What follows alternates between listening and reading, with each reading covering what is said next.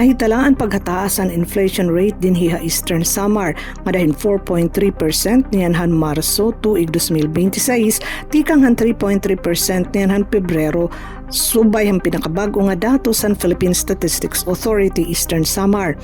Ini nagpapakita hiton kadagmit hiton pag-umento o paghataasan presyo hiton pipira nga mga commodities ng mga serbisyo din hiha aton probinsya.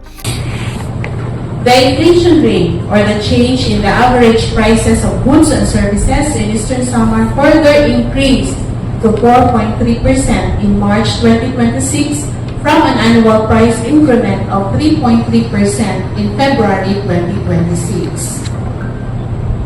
This is 0.5 percentage point lower compared to the 4.8% IR in Region 8 in March 2026. Panguno nga tagluso paghataas ang inflation amo an umentuhan presyo ang pagkaon.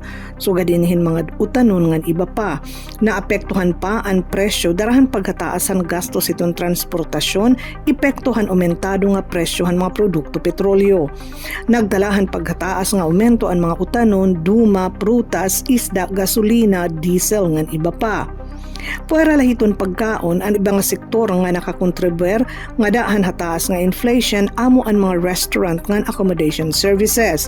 May ada naman paghataas bisang kundiri sugad kapaspas didahan presyo han elektrisidad, health nga communication services. Ini nga datos inagpapakita hito na hitaas nga cost of living nga Eastern Samar, partikular basic commodities ngan essential services. Kung ikukumpara iton kanon probinsya inflation, mas sa taas ini kumpara hiton national inflation rate nga 4.1% pero mas habubo hiton regional average nga 4.8%. Bisan kung ginkukonsiderar nga moderate o haros eksakto la ini nga mga pag-umento, iton padayon nga paghataas ang presyo iton pagkaon nga ibang nga commodities in makakaapekto hiton budget hiton kada pamilya dida hiton ti arabot nga mga bulan.